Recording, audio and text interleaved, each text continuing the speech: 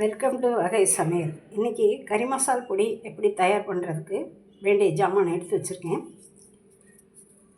பட்டை, ஏலக்காய், ஜாதிக்காய், கிராம்பு, ஜாதிபத்திரி, ஸ்டார், பிரிஞ்சலை, பூவு.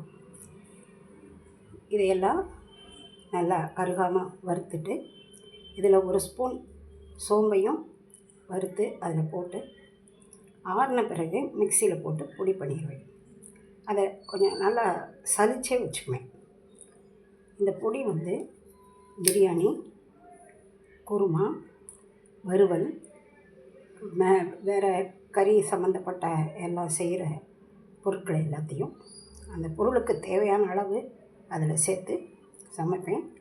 இது சாப்பிட்றதுக்கு ருசியாகவும் இருக்கும், உடம்புக்கும் நல்லா தேவையான அளவு சத்தம் இதிலிருந்து கிடைக்கும். வாழ்க வளமுடன், வாழ்க நலமுடன். நன்றி.